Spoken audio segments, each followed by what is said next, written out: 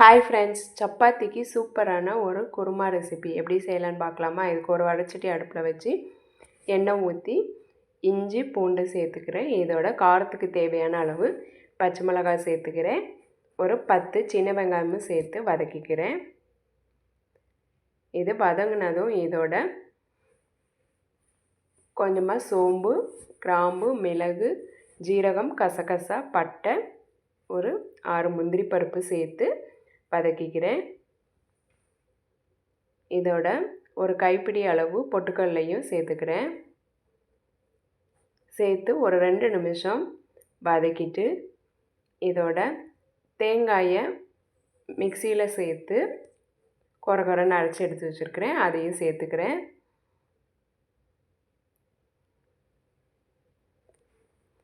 இதையும் சேர்த்து லைட்டாக வதக்கிட்டு அடுப்பை ஆஃப் பண்ணி தனியாக எடுத்து வச்சுருந்தேன். ஆறுனதும் மிக்சி ஜாரில் சேர்த்து நல்லா ஃபைன் பேஸ்ட்டாக அரைச்சி எடுத்து வச்சுக்கிறேன். இப்போது ஒரு குக்கரில் எண்ணெய் ஊற்றி சோம்பு, பிரியாணி இலை, ஏலக்காய் சேர்த்துக்கிறேன். இதோட கட் பண்ணி வச்சுருக்கிற பெரிய வெங்காயமும் சேர்த்து வதக்கிக்கிறேன். வெங்காயம் வதங்கினதும் இதோட கட் பண்ணி வச்சுருக்கிற காய்கறி சேர்த்துக்கிறேன். நான் கேரட், பீன்ஸ், உருளைக்கிழங்கு சேர்த்துக்கிட்டேன். சேர்த்து இதை நல்லா வதக்கி விடுறேன்.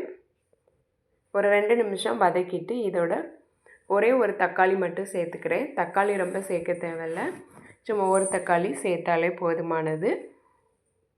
தக்காளி கொஞ்சம் மசிஞ்சதும் இதோட ஒரு 6 ஹவர்ஸாக ஊற வச்சுருக்கிற பட்டாணியும் சேர்த்துக்கிறேன். பட்டாணியும் சேர்த்து மிக்ஸ் பண்ணி விட்டுட்டு இதோட தேவையான அளவு உப்பு சேர்த்துக்கிறேன்.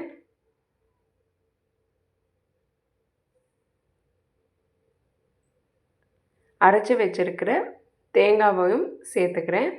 சேர்த்து நல்லா வதக்கி விட்டுட்டு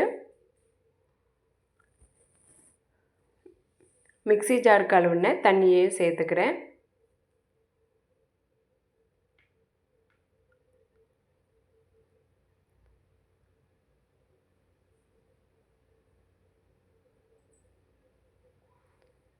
தேவையான அளவு உப்பு, தண்ணி சேர்த்து நல்லா மிக்ஸ் பண்ணி விட்டுட்டு குக்கரை மூடி 3 விசில் விட்டு எடுத்துக்கிறேன்.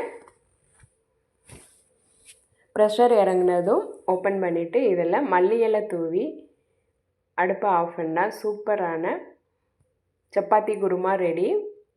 இந்த மாதிரி நீங்களும் செஞ்சு பாருங்கள். இந்த வீடியோ உங்களுக்கு பிடிச்சுன்னா லைக் பண்ணுங்கள், சப்ஸ்கிரைப் பண்ணுங்கள், கமெண்ட் பண்ணுங்கள், உங்கள் ஃப்ரெண்ட்ஸுக்கும் ஷேர் பண்ணுங்கள்.